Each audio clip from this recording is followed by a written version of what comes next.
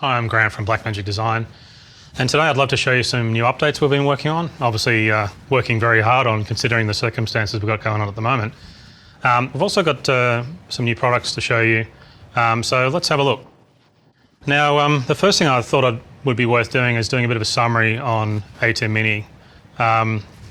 Everything we're going to be showing you is going to be built on top of what we're already doing with ATEM Mini now, so I think it's probably worth just starting with a summary of kind of its feature set. Now, we've been very happy with the response to ATEM Mini. We worked very, very hard on it, and it's been remarkable what we've been able to do. It's an all-in-one control panel-based design, so what that means is the switcher and the control panel are actually the one single unit. It's very easy to use. You just push the buttons on the front to change between cameras, so it couldn't be any simpler. It outputs to a USB as a webcam, so you can use any video software such as Open Broadcaster if you're streaming the video. It even works with Skype for presentations. It's got 4 HDMI inputs, so it can support up to 4 video cameras, such as low-cost consumer cameras like I have here. As you can see, I've got that plugged into input 1. That's just a cheap consumer camera. Now, these HDMI inputs also work with computers for like slideshows if you're using PowerPoint or Keynote, and also they work with gaming consoles. That's because each input has got a separate Teranex scaler and standards converter, so you can pretty much just plug anything in and it works. So you can actually set the switcher standard independently of what the video formats are. Now there's also a HDMI output for connecting to TVs and video projectors or even an external recorder. There's also a built-in DVE which lets you do picture-in-picture effects, and also you can do animated DVE transitions with that as well. And that DVE stands for digital video effects, which is those little picture-in-picture type effects you see where if you're doing like an interview you can have the person you're interviewing in a little window that sits there and floats above the background. Now, of course, ATEM Mini supports multiple languages, so it's very, very powerful just as a product like that. But then if you use the ATEM Software Control app, you get a whole range of professional broadcast features open up. Now, the ATEM Software Control works on the same connection that the USB works with. So if you look at the USB here, and if they switch to the user interface, if I unplug the USB here, you can plug it back in again. You can see that the user interface comes back up again. There it is. And I can go through all my palettes and change transitions and access all these powerful broadcast features in the product. Now that's the same connection that the webcam, so the webcam video is coming through the USB, and if I run Skype or Open Broadcast on this computer here, the video will come through this USB, but I'm also controlling through the same USB back to the switcher. Makes it super easy to use. Now, because I've opened up all the broadcast features with the ATEM software, it's got a lot more controls than the panel has. So you can see I can do transitions, which I'll select bars because I've only got one camera. What will I select? Yeah, looks like that. So you can see I can do transitions between video sources. I can change to a dip or wipes. And I've got all the different palettes here with all different upstream keys and chroma keys and things. So you can see there's a lot of capability I've got in the switcher page. It opens up a lot of features that are sort of hidden in there. Now I can also load media. If I go to the media page, I've got all the 20 still frames in here. So this is all the media, and I've got a graphic here with an alpha channel in it. So that graphic's now loading into media pool spot number 1, and it's automatically outputting to the media player. So now that graphic is available as a video source inside the switcher, and its alpha channel has been converted into a key channel internally. So if I go down to turn off my upstream keyer and go to the downstream keyer, and I've got that media player coming in, now I can turn that graphic on. It'll overlay on top of the live video. And in fact, I can even fade it on and off, which is quite nice. And you can also tie it to a transition. So when I do my transition, it'll fade on and off with the next source. So it's quite powerful. So there's all kinds of hidden stuff in there like that, and that's how powerful the media page is. It lets you load all these graphics in. There's also, you get access to the audio mixer in here in the Fairlight page. You've got all sorts of powerful audio mixing capabilities with equalization and dynamics like limiter, a noise gate, all kinds of things like that. So if I go into the equalization, you can see I can move around and change the equalization curve. And every single input has this. I can go in and turn on compressors and limiters. It's really quite amazing how much power I have in the Fairlight page, and that full audio mix is built in. So the other thing, one of the last things I probably want to just summarize quickly, and it's going to matter for some of the things I'm going to show you in a second, is one of the things a lot of people don't understand is that the ATEM Mini also works as a program preview switcher. Now this is the way big broadcast switches work. So at the moment, when you use this ATEM Mini, in fact, I'll Let me turn off the keyer so I can see the video source change. When you use ATEM Mini as standard, you just switch between the camera sources. I've only got one camera plugged in at the moment. And that's called a cut bus style switching. But I can change it to a program preview style switching, which lets you select the source and check it before you bring it on air. And that's much better when you're doing sort of high-end work and you want to make sure you don't make mistakes. So to change that, you just go into the settings. Oops, sorry, that's the wrong window. I got to go down to the ATEM utility, and it sees the ATEM Mini. And I can go down to here and I see where it got a setting that sets it to program preview style switching. So now when I save that, what you'll notice is that in fact I'll quit the setup utility, and you'll see that now when I select a source, it's changed the way the front panel behaves. What I've done is I've enabled number 2, and if you set the preview out of the video output, you can see this. So now instead of switching the source immediately, I can actually decide which source I'd like, and then when I press the cut or auto button, then it does the switch. So it lets you do it as a 2-step process. So you can set up what you want to switch to first, then change it. So for instance, if you hit cut, it'll do a cut, and now it's moved to camera 2. I'm back on camera 1 as what I've preset. I can go auto, and you can see it did a transition back to 1.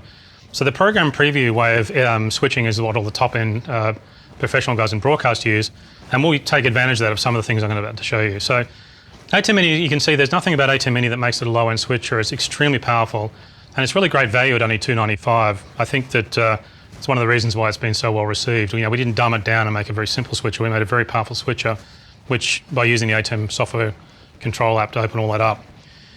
Now, with so many features, we've noticed a lot of people using ATEM Mini on some pretty big complicated jobs. Now that's amazing because it shows how powerful it is. A little bit surprising, but it is pretty cool. People are using it for seminars, concerts, even some outdoor sports, all kinds of things. We thought people had sort of used fixed cameras mostly, but people are actually using camera operators where they're actually controlling the camera. So what we've done is to help this out. Essentially, what people are doing is they're using, specifically using Blackmagic Pocket Cinema cameras with ATEM Mini, and this is really an interesting issue because we hadn't quite thought that would be so popular. So you can see I've got some Blackmagic Cinema Camera 4Ks here. Now, I think the reason why this is happening is a lot of people already have these Blackmagic Pocket Cinema cameras for production work. So when they're doing a live program, they're just using them with ATEM Mini to do live production with them as well. Now, obviously, the benefits is it's amazing picture quality. I mean, the picture quality, there's a digital film camera, so they look incredible. They're also fantastic at low light, and they've got a reasonably big viewfinder compared to consumer cameras. Like you can see the difference between the consumer camera here and the bigger viewfinder here. So they work a little bit like a studio camera. However, there are some problems when using pocket cinema cameras for live production. They are digital film cameras, and so there is some limitations. Like for example, you can't use the film gamma because the video looks flat. So you kind of need to use a 3D lookup table to make the video output look better, to make it look more like finished video. And that's a bit more complicated to set up. Also, the in-camera recording's nice, but if you're doing multiple cameras, you kind of need to synchronize them so you can do some multicam editing, and that's not really something that's supported. Plus, it's sort of hard to control the cameras when you're working by yourself, so matching the cameras is a bit difficult. So we've been thinking about this, and we've developed a new software update for the Pocket Cinema cameras. Now, it adds the studio camera features from our studio cameras into the Pocket Cinema cameras. And it works with all the Blackmagic Pocket Cinema Camera 4K and the 6K models. There's also a software update for the ATEM Mini to do camera control. Now, there's no SDI connection to the cameras, and our studio cameras work by sending the information from the switcher to the cameras via the SDI return feed, and there is none in this case. But the HDMI link that we have has a data wire on the communication. So even though there's video coming down the HDMI to the switcher, there's also some communication going back to the cameras. And we set all this up so it would be possible to do this. So we can actually get the ATEM Mini talking to the cameras back through the video connection. So that gives us control. Now we can change all the camera settings. We can do lens control. We can do tally. And also there's a DaVinci primary color corrector in there. We can do DaVinci primary color correction in there as well. Now, if you look down at the user interface, you can see that there's actually a camera page that's appeared, and we've got the camera control stuff here, which is pretty cool. Now, what I'll do is I'll unplug this camera and I'll plug in these cameras here, and I can show you how this all works. So let me just unplug this guy here, and I'll put it under the bench. And I've got these cameras wired up into here, so I can plug those in. And get my cables. There's 4 of them. There they are. I'll plug this guy in here. Okie dokie. So what you should have seen is that now we have the first thing that's most obvious is the tally lights. So let me show you the tally. Now the camera is one thing that's worth noting. When the camera's plugged in, it detects that it's talking to an A10 Mini, and it switches the camera into studio mode automatically. And also it'll actually set the video standard of the cameras, apart from the first camera in camera 1, because the switcher takes camera 1's video standard, and then the other cameras will then follow the switcher, so it automatically sets itself up. Now let me show you the tally lights.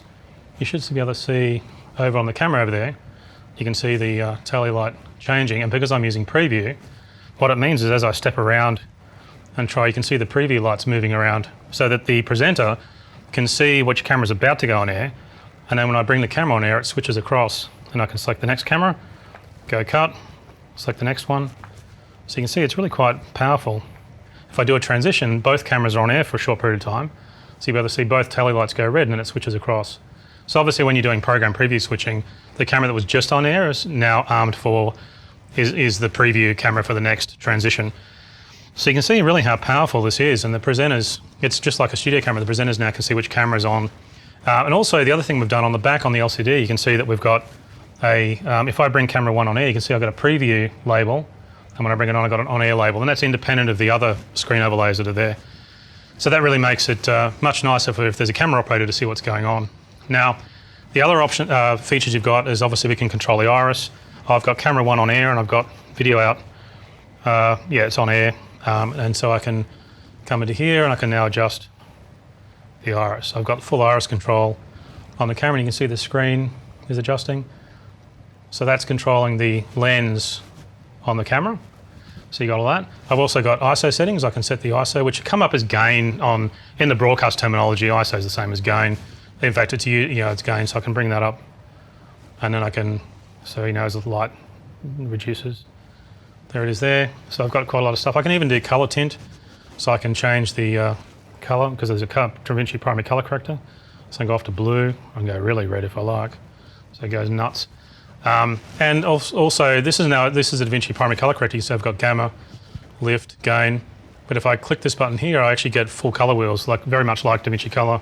A DaVinci color corrector, so I've got a lot more control here, and of course I can reset, and you can do the individual channels here as well. What's interesting about DaVinci is you obviously got shadows, mids, and highlights like a normal color corrector, or lift, gamma, and gain is a more color correction terminology. But one thing about DaVinci is it's a YRGB color corrector, so you can even do the Y channel independently of the red, green, and blue channels, and that's how DaVinci works. Oops, I'm a little bit overcooked here, so I'll bring it down a little bit. But you can bring up the Y channel independently. Whoops, I've gone way too far there. But you can see, well, in fact, I'm doing black, which is not what I want to do. So maybe I can bring up the whites in the, see, I can sort of start to bring the whites up and they pop a bit and sort of pulls the whites out, because that's the way DaVinci Resolve works. So the primary color corrector is actually the same between the two products. So that way you've got, if you're used to using DaVinci, you should be able to actually do some really creative looks in here. So it's really nice. Now, one of the other nice things about the camera controller is it doesn't lock out. On our bigger cameras, the switcher actually takes over the control of these settings in the cameras. But in the pocket camera situation, it doesn't lock out the camera settings. So you should be able to change settings locally, and then when you change something here, it'll override that. So it helps you to have retain a bit of control on the camera. Now, when you're working as a studio camera, you're still able to record, but it'll work in Blackmagic RAW and 4K in the case of these cameras, or 6K in the Blackmagic Cinema camera, Blackmagic Pocket Cinema camera, 6K. I think with these new features, you really get a very professional sort of television studio. I mean, you've got full camera control. You can control all the cameras here, and you can adjust them all. You can match the cameras. It's really quite powerful. And so obviously it's really important that all your cameras are matched. The presenters can see when they're on air with the tally light. You get wonderful color-graded digital film images. I mean, you can really spend a lot of time getting the hang of really how to make a wonderful-looking digital film-looking actual sort of image quality, or just go nuts and do something really over the top. So I mean, that's the great thing about sort of the freedom to be really creative, and having all that control, I think, is giving you access to getting beautiful quality video out, but you're still able to record the Blackmagic RAW files internally and color grade them later. So the new ATEM Switches 8.2 software update, which is what you need for the ATEM Mini, that'll be available today as a free update. It'll support all the ATEM Mini switches that have shipped up until now. And the new Blackmagic Cameras 6.9 update is also a free update, and that's available today as well. And that'll support all the Blackmagic Pocket Cinema Camera 4K and Blackmagic Pocket Cinema Camera 6K models that we've shipped up until now. Now that's not all we have today. We've also I want to introduce a new model of ATEM Mini, and it's called ATEM Mini Pro.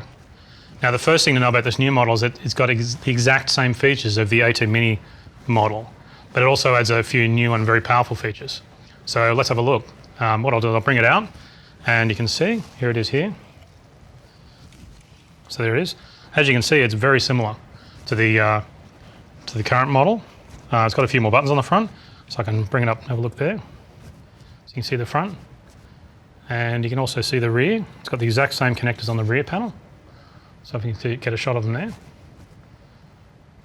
So it's got the same connections as the ATEM Mini, so it's really easy to set up. But there is some extra controls on the front panel, as you can see around here. So look, what I'll do is I'll plug it in. So I'll unplug the ATEM Mini, I'll plug in the ATEM Mini Pro.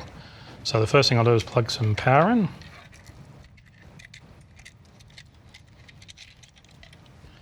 I'll plug in some control. And I'll move this guy out of the way. I'll put him there. And I'll plug in some video. I'll plug our cameras in. So it's all the same. Oops, get my connectors lined up here.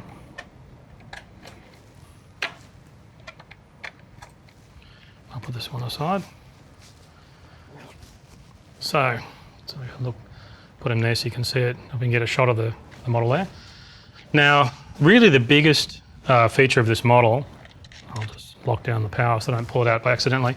Now, really the biggest, most sort of important feature in this new model is it's got built-in hardware. It's got a built-in hardware streaming engine.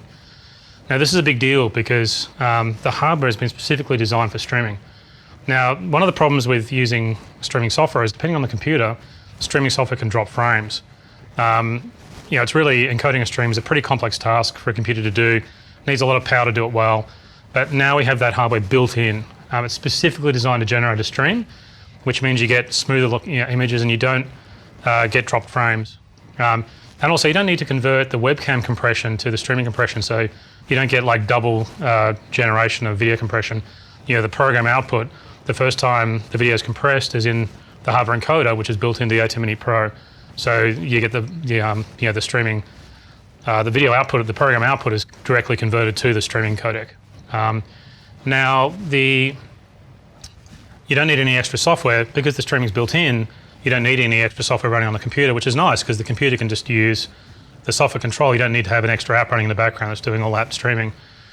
And one of the problems with streaming software is it's got a lot of complex settings. We've made it a much, much simpler process. ATEM Mini Pro makes streaming really simple. So look, let me show you how it works. Now, one of the things that it uses the Ethernet connection. Now, on ATEM Mini, the Ethernet's used for control, but on ATEM Mini Pro, you can stream via the same Ethernet connection as you're using for control. Now, the advantage to this is that you can actually do your control and the streaming through the USB signal. So let's plug that in. I've got an Ethernet cable here, and I'll replace the USB with this. And then what we can do is we can use the computer to share its internet, so we can use a mobile streaming. Now I've got this computer set up to have Wi-Fi to connect to the internet, and I've set the sharing settings to allow the Ethernet to share via the Wi-Fi. So the Wi-Fi is doing the internet connection, and then the Ethernet connection I'll plug in here is now got the internet to the ATEM Mini through this computer. So this computer is basically converting the Wi-Fi to Ethernet. So I'll get rid of the USB, and I'll plug this in here. I'll plug in the Ethernet. There it is there. Now, it's just come up. Normally, probably because we practiced this before, normally you just go up to the connection menu up there and click connect and it'll come up. And in fact, I'll do that so you can see how that works. So we've added also another change here where it can find the switches on the network. In this case, it's directly connected. You can just click the ATEM Mini Pro and then connect. It's already connected. Oh, I did unselected. So you can see now what I've got is I've got the ATEM Mini Pro working through the control through the Ethernet, and you can see all the control works fine. Oops, let me plug a different camera in. So you can see I've got the two different cameras. That all works fine. And I can click the pages. I can go to the camera page and do some control. That's my on-air camera. So it's quite powerful. Now the switcher can now see the computer, and the ATEM software control can control it. So that's all working fine. But the switcher can also see the internet, so we can use it for the live mobile stream, because now it's doing both. Now what I'll do is I'll show you where that's set up, because it's a little tricky. But if you go into the system preferences and you go to the sharing folder, you can see I've got internet sharing selected here, and you can see that I'm sharing the Wi-Fi, and that's connected via this little, that's the adapter brand here. So that's all you need to do. You just need to go into the internet sharing, and that's on a Mac. On Windows it's a different setting, but you can do the similar thing on Windows. And now I've got the internet on this, and it's going out through the Wi-Fi. Now what that also means is that we can set up to do streaming. So what I'll do is I'll go and select YouTube. So what I do is I go into the output palette here, and you can see I've got a live stream palette. You can see here it is here. Now I'll select YouTube, and there it is there. Now what I need to do is I need to get a streaming key from the YouTube server. So if I go down to, now I've got that page set up, just open here. This is the streaming page to set up a stream on YouTube. If I go down to here, I can get my streaming key, and I can copy that out.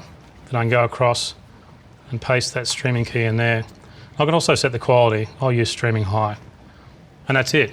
Now you want to set the quality high enough so you don't get pixels. And as you can see, I just selected streaming high, because you want to make sure you get enough bandwidth to handle, particularly if you're doing higher frame rates. You'll obviously need more data if you're using higher frame rates. Now you can change the ATEM Mini Pro to a lower frame rate if you like, and the input converters will actually take care of it. So if you had like a gaming console that was doing a high frame rate, you could just switch the ATEM Mini Pro down to like 24 frame or something like that to allow the data rate to go lower, and then it's easy to stream, but the input converter will just take care of switching the video input down to that lower frame rate. Now what I'll do is I'll go into the streaming here, and I've copied the key in. So what I'll do is now I can pretty much just start streaming by going on air. Now there's a button on the front panel here, and I can actually make it go on air just by pushing on air. Now what that'll do is now it's live broadcasting to YouTube. Now it'll take about 30 seconds or so before it comes through, so I'll just come in here and I'll just reset that page, and I think it's looking pretty good there. And it's all looking like it's running. So yeah, it does take, there's obviously a bit of caching through the YouTube path. It'll take a little bit before it sort of comes through and cleans up.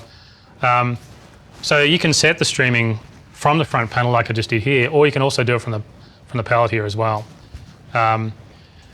Now the other thing we've got is, when you're live switching, you're not actually going to have the streaming palette open. You're going to have transition palettes or care palettes open.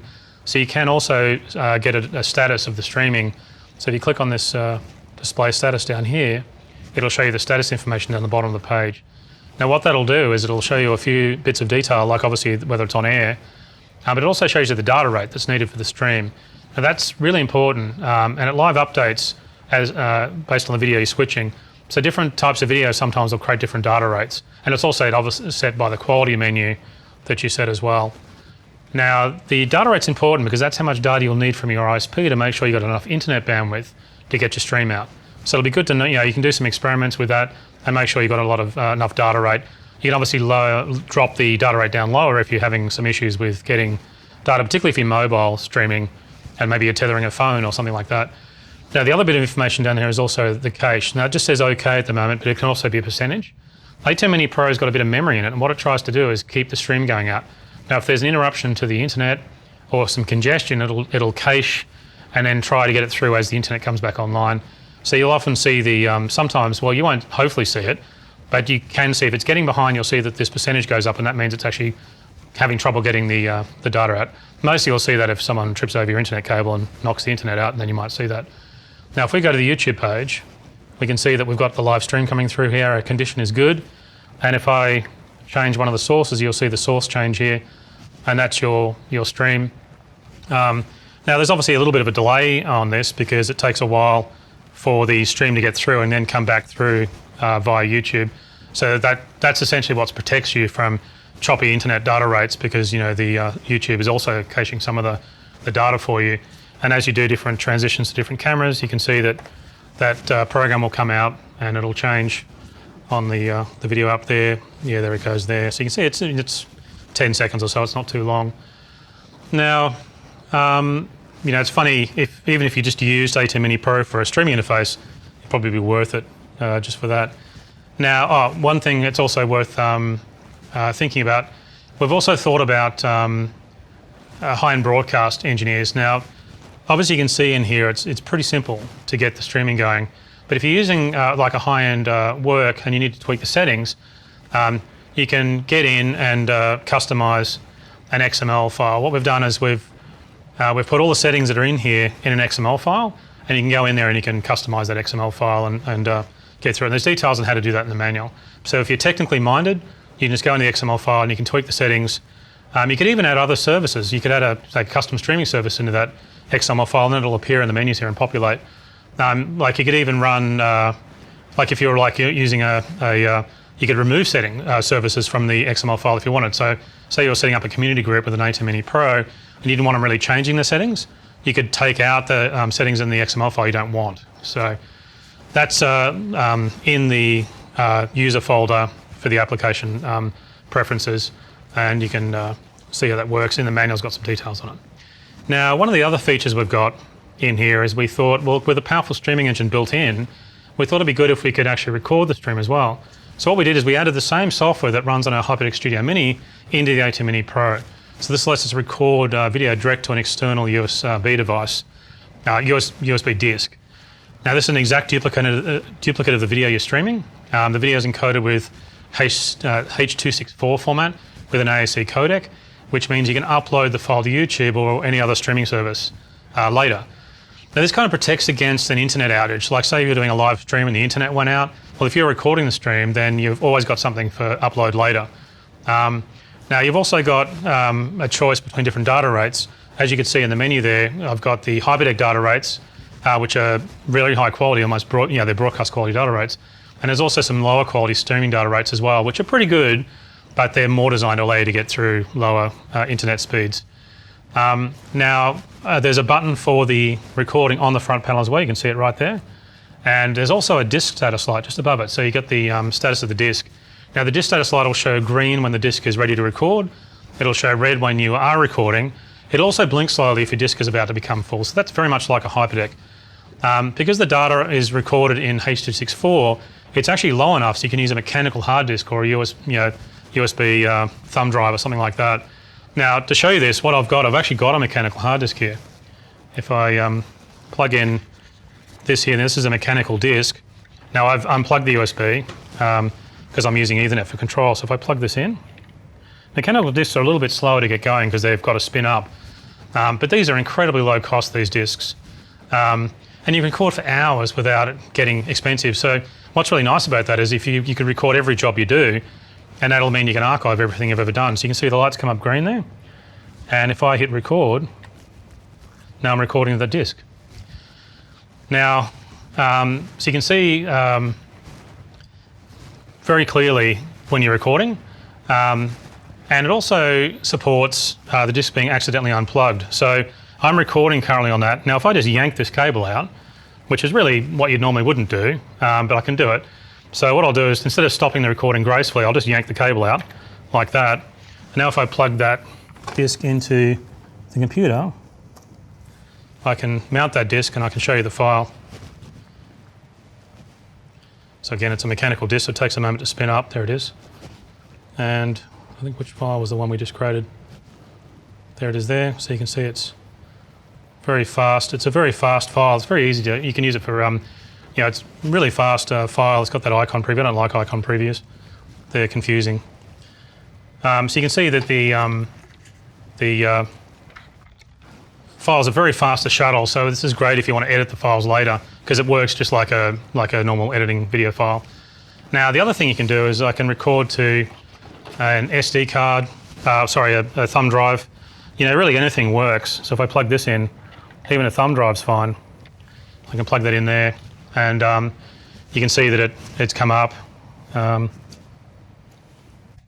there it goes. Now I can hit record. There it is. You can connect now. One thing I'll show you just before I move on to the next point is that in the record stream palette, whoops, you can see there I am there. I've got a similar palette. I've also got display status there, so you can see that I'm now, the time I've got and the recording. But as you can see here, you can actually connect multiple disks via USB hub or a multi-dock, like multi-dock over there. So these settings for the recording are in the ATEM software control. Now the USB port on the ATEM Mini Pro here is now free because we're using the Ethernet, like I just mentioned. So this gives us the ability to really take over the USB port for all kinds of disks, hubs or multiple disks. Now you can see the settings here. I've got some control. Because I'm recording, actually I'll stop here so you can see the palettes are enabled. But you can actually see I've got the disk here selected, but I've got the ability to do more than one disk. Now I can start and stop recording also by the palette as well. So you can see I've started here, I can do it from the front panel. So it's pretty easy. And I've got all my status down here. So if I go to other palettes and I'm doing some transitions, I've still got the status down the bottom here, and I can still see what's going on with the streaming and the recording, which I'm doing both at the moment. And you can start and stop those independently of each other. Now, what I'll do is I'll show you some multiple disk stuff. I'll go back to the output palette. In fact, I'll close the streaming palette, just focus on the record palette, because what I'll do is I'll show you how it handles multiple disks. Now, for that, what I'll do is I'll change to a multi-dock, because the, I'll stop recording, and I'll unplug the thumb drive, which is one of those thumb drives that comes apart in pieces, so that's awesome. I've got a collection of bits.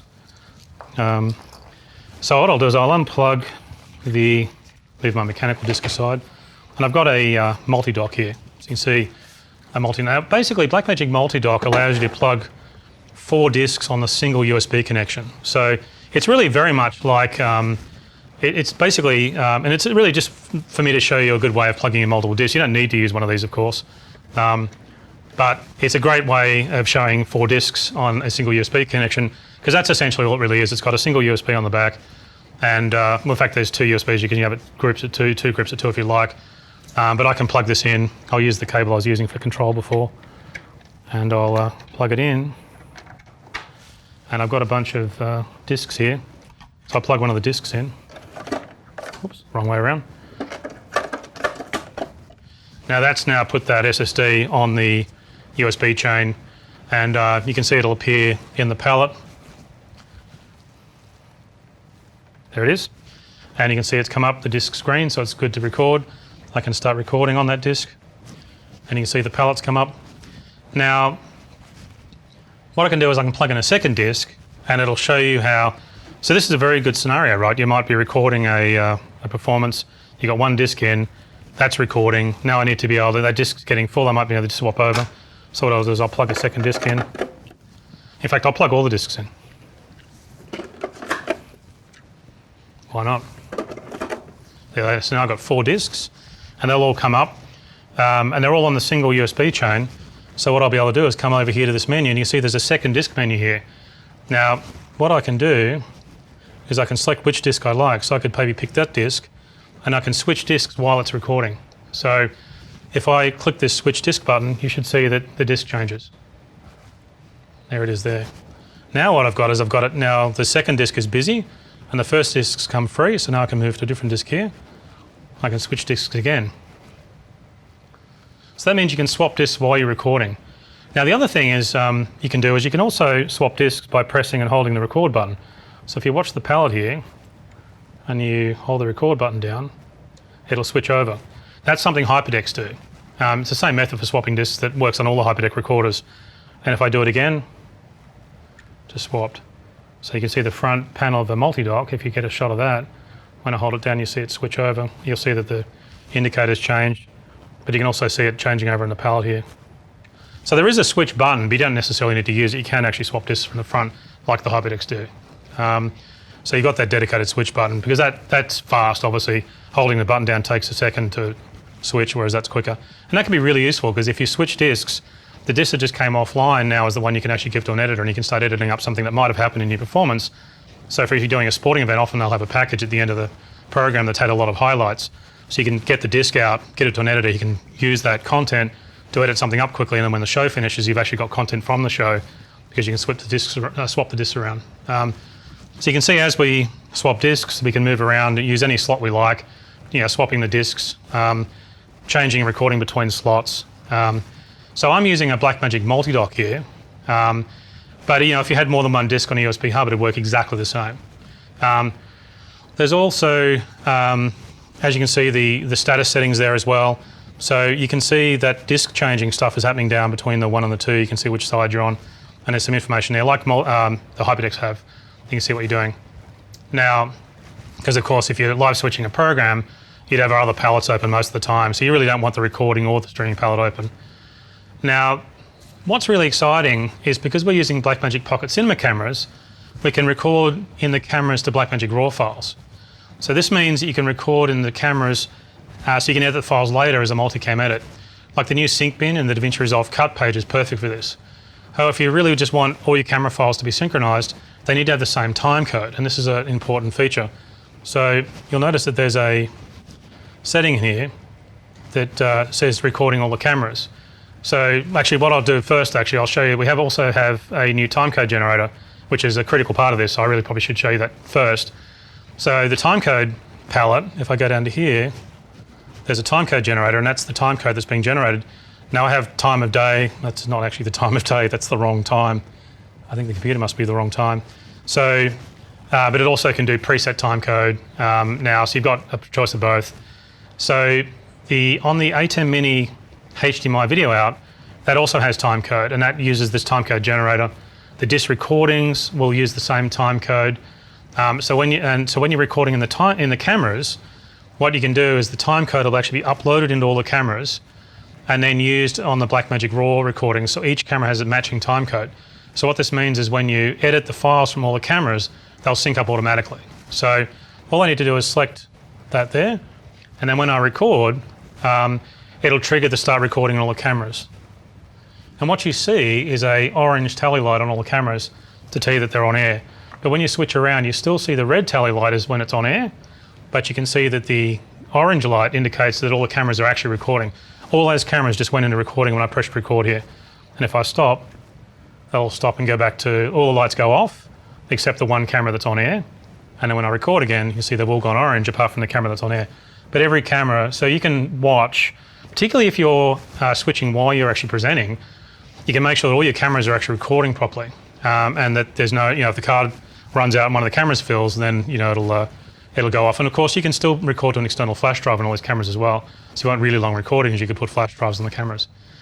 Now the recording will be in sync. The Blackmagic RAW files in the cameras means, and this is really an important point, I think this is the bit that makes this exciting, is you're recording synchronized Blackmagic RAW files in the cameras, which means you can use a HD switcher for a live stream, but then edit incredible quality color graded Ultra HD master files later, because you can go back to the Blackmagic RAW files. Remember, the Blackmagic RAW files are in film gamma.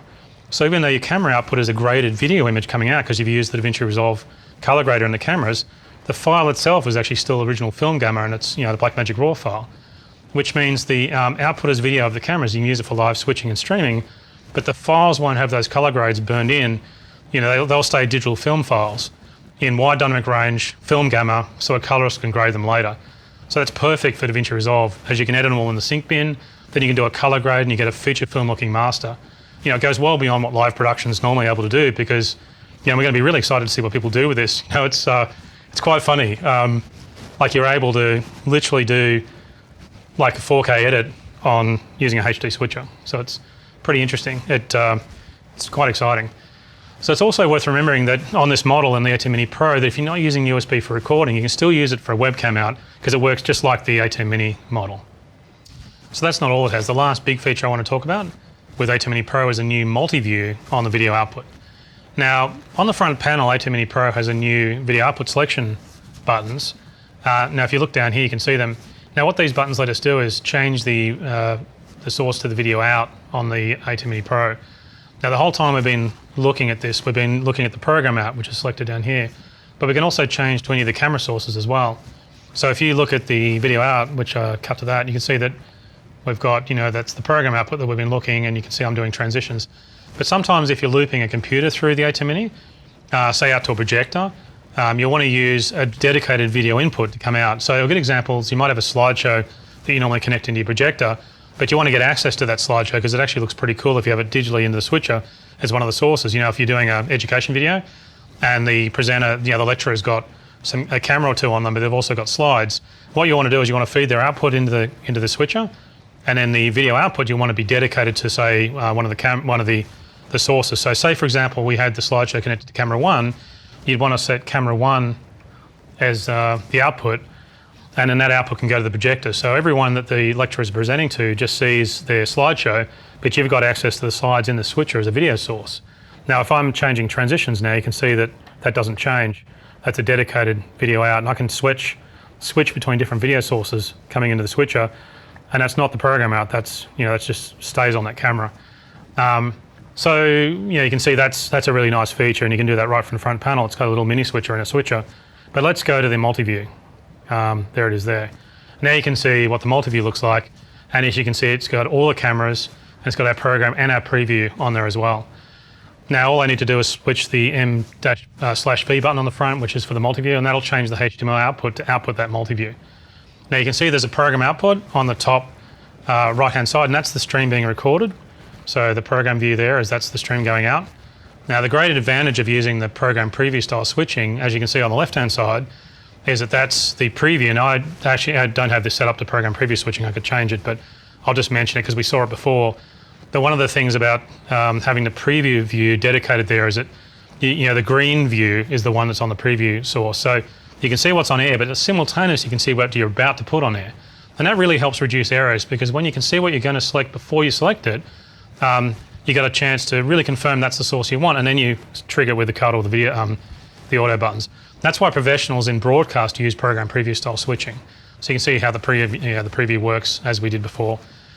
Now, if you're switching yourself while you're presenting, you'd probably want to just keep using the cut bus, which I'm doing here, and in that case you'll just look at the program view, because you really just want to press one button at once. When you're doing program preview switching, you got to select the source, then push the transition, but you don't often really want to do that if you're switching yourself, and that's very common with ATEM Mini, where the presenter is actually also doing a switch off the side when people can't see it, they're just using it by feel. Now you've also, if you look across the middle of the multi-view, you can see we've got all the video inputs are visible across the multi-view, right across the middle there. So I've got camera 1, camera 2, camera 3, and camera 4. Now you can also, in the settings, you can turn on audio meters for these. I don't actually have any audio meters turned on at the moment. It's not as important on ATEM Mini Pro, because you'll see in a minute. But each view can have an audio meter, and you can have custom labels. Those labels can be customized, and that's done in the switcher settings. So you can go into the switcher settings, and you can change things like switcher standard in there. Actually, if I can show, I can go into there. You can do all that through here, and you can also set up the multi-view over here, and you can turn on audio meters and things like that. See, there you go there. So I've turned on the audio meter. So there it is there. Now the bottom left-hand side, and what I'll do is I'll go back into the media player and I'll load that, because I didn't load that into here. There it is there. I've got that is my media player. I can see the media player in the bottom left-hand view. So you've also got a visible of all 4 cameras and your graphic that you've got loaded as well, and that's really super useful. Now this graphic had an alpha channel in it, so it'll overlay on top of video. You can see the background's just black. Now, one of the most interesting things about ATEM Mini Pro is, and one of the most important uses for the multi-view, is when you're streaming and recording, you've got streaming and recording and audio mixer status in the multi-view as different views.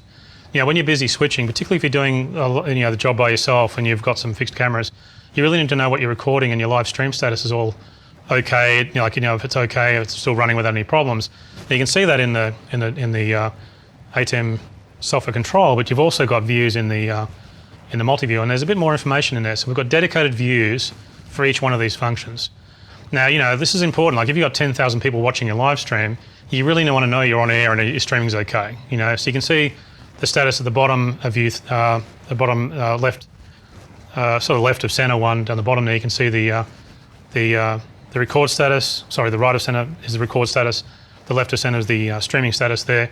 Now you can see the information in there is also the same information that's on the display status down the bottom there. but you've got some much bigger indicators. So I can stop and start recording, for example, and you can see it stop and start. You can also see these big disk status indicators and really help you stay aware of what the state of your disk is, so how much space you've got left. And also if I do this disk switch, you'll see it switch across because it's showing both disks. So it moved across to the next second disk. Now I've got a lot of space on there. You can see I've got 57 hours of record time on there. You know, the H.264 is fantastic. And they really help you, those big status indicators really keep you aware of what's going on with your disk management. So it's really good. Now you can also see the volume name on the bottom there, and these are just called disk 1 and disk 3. There's time remaining and the space remaining. Just below the time remaining is the space remaining, so you see how much disk space is there. Now the streaming palette shows when you're on air. It shows the cache, which we talked about before, and the data rate's big as well. So you can see it's 8.21 megabit a second there is what we need. And when you start streaming, you can see there's a big status on air indicator that shows you just very clearly what's going on. Now the last view on the right-hand side is an interesting one. It's the audio mixer status. You can actually see all the pocket cameras coming in are all picking up my audio. So when I'm making noise, you can see all the audio inputs. Now these turn on and off with the channel indicators. So you can see them turn on and off there. I'm changing one. I'll put it back onto audio follow video. But you can see they, as the audio channels turn on and off, you can see the status change. They also show any EQ or dynamic effects you might have added. So if you go into the audio mixer, I can go into the Fairlight page in the ATEM software control and add some EQ, and you can see it actually the status comes up there. So you can see all the audio meters. The actual, sorry, just one thing that's worth mentioning before I go to the Fairlight page, the microphone inputs are also there as well, but at the moment they're turned off. If I turn them on, you can see they highlight as well, but I've got no microphones plugged in. So let me go to the Fairlight page, or audio it's actually called in here, sorry. That is a Fairlight audio mixer, but it's the audio page. I'm getting confused with DaVinci, so it's been a long month. So as I've got in here, I can go in here and set, say if I set some EQ, do some wacky EQ, you can see that the EQ indicators come up on the status for camera 1 because that's the one I'm adjusting. And I'll also put on the compressor as well. And now you can see that the dynamics, that means DN means dynamic. So you can see I've got some audio processing applied. And so here I am busy doing a job and I've got transitions that I'm working on, but I can look down at my multi-view and see what's going on with the entire audio input of the ATEM Mini Pro. And that's really good because it means you don't need to put audio meters over the top of the other camera views. Even though you can still do that, you don't have to do that. And as you adjust levels, you can also see the levels adjust as well. So if I go to input 1 and I start changing the level, you can see down the bottom I've got the indication of the gain applied. So I can even tell the audio level that I'm set for. I'll run that gain up a bit so you can see that meter gets higher. So now it's a bit higher. Well, actually the camera's in different positions. So you can even see the audio gain in the multi-view. So you can see that the ATEM Mini Pro multi-view's got a lot more features than just monitoring all your cameras.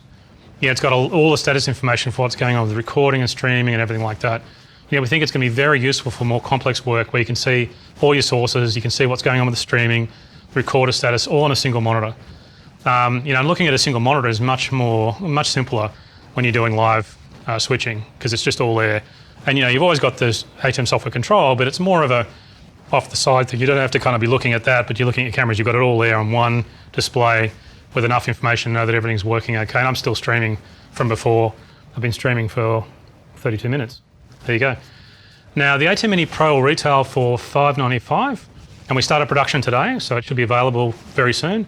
Although there's obviously been some problems with so many flights cancelled, getting things through has been a little bit tricky, but we're getting there. As you can see, there's the slide with the price. Now we think this new model will be a really nice complement to the original ATEM Mini, and you can really choose the model you need based on the type of work you're doing, whether you need all the capability here or not. Now, so that should be very exciting. I can't wait to see what people do with the new ATEM Mini Pro.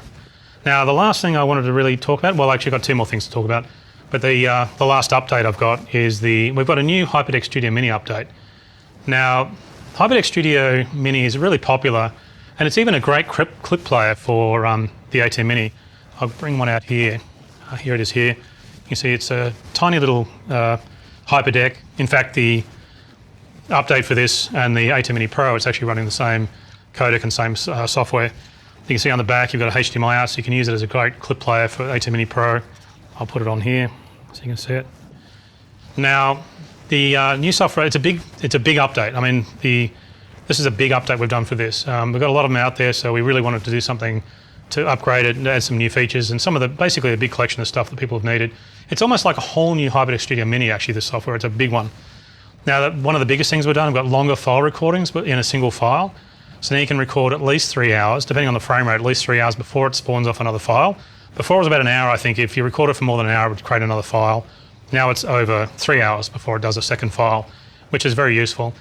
We've also got a whole new H.264 codec. It's a better quality codec for the same data rate, so it really adds a lot of higher quality, just a high quality for the same data rate, which is fantastic for editing use. If you're taking those H.264s off to an editing system, they're really, some of the higher quality ones are really post-production quality or broadcast quality.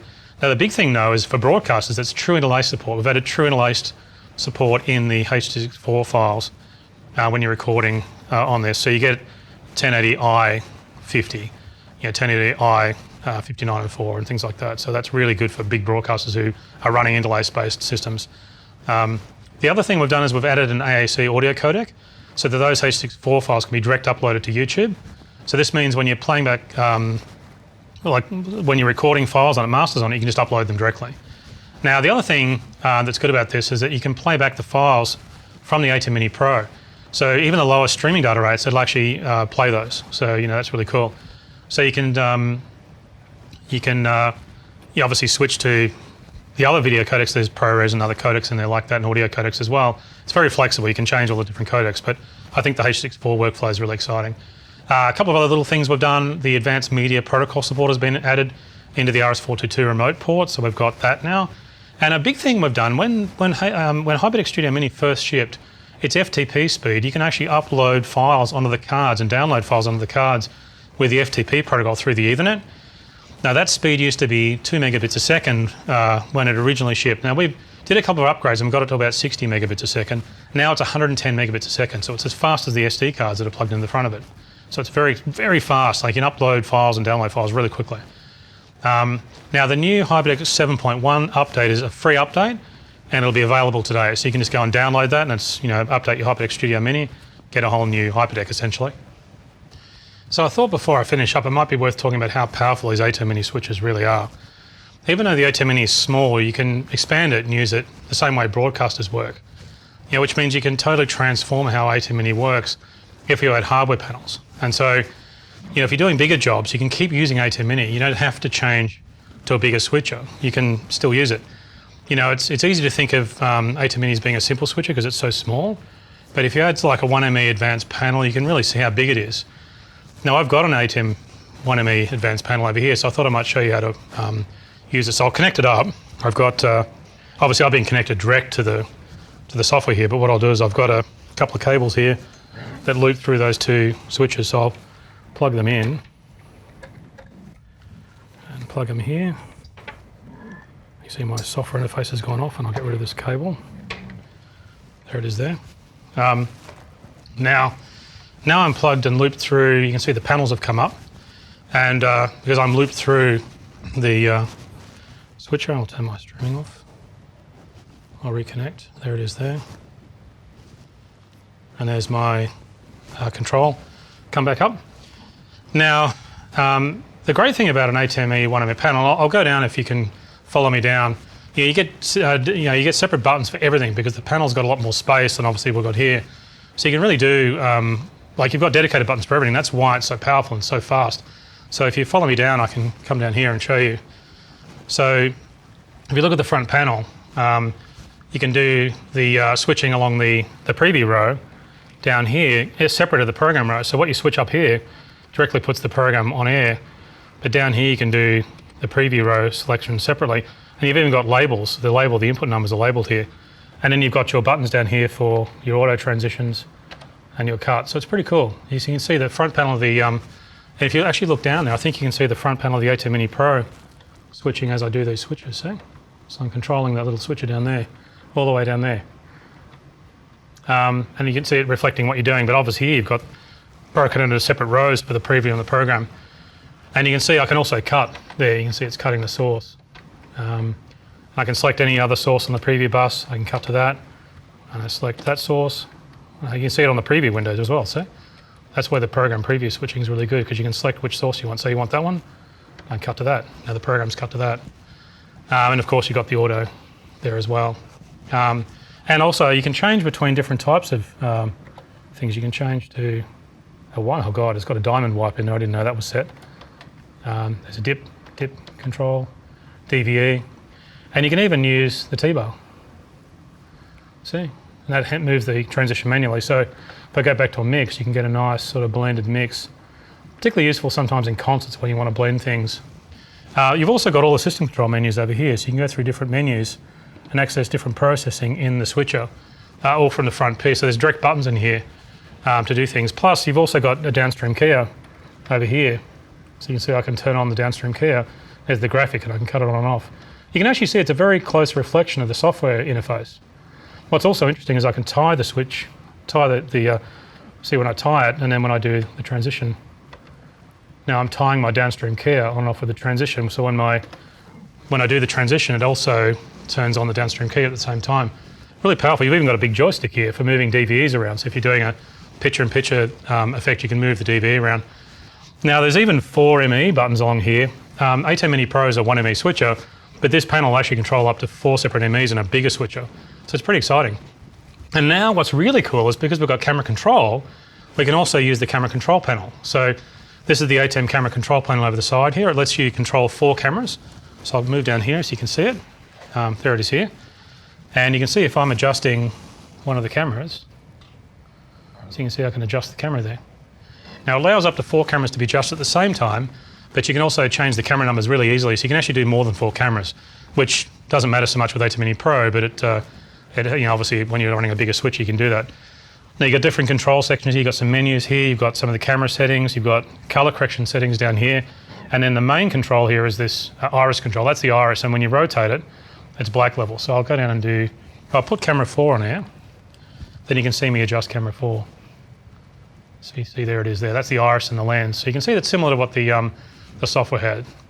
And if you rotate, you can adjust the black level. So you can bring the black down a little bit, maybe bring it up a bit brighter. It adds a bit more contrast, depending really what kind of feel you want.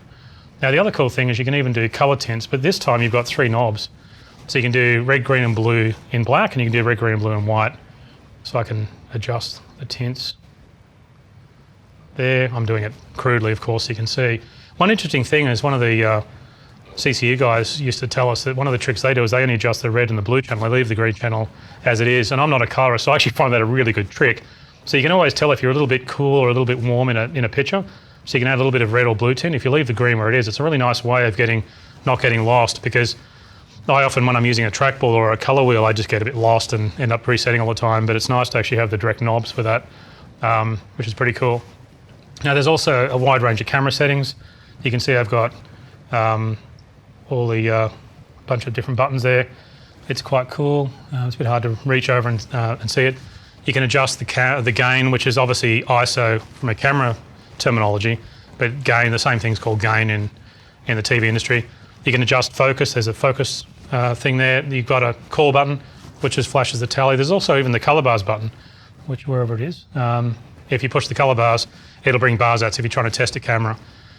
And what's really exciting is I think both these panels are really great together. You know, when you see these panels together like this and you've got the multi-view on a display behind them, you don't even really know that it's an ATEM Mini switcher doing the work. You know, the ATEM Mini Pro over here is doing all the work, and it looks like, but it looks like the panels and the multi-view are the switcher. Like this looks like your switching setup, but it's really the switcher here, the little ATEM Mini Pro, that's doing all the work. And so, what's really great about this is you can really use the same switcher in a small way or a big way, and it's it's the same switcher, but it's just a very different workflow. And plus, these panels work on any model of ATEM switcher, so you can just move them to a bigger switcher in the future if you need a lot more inputs and you're doing really big jobs.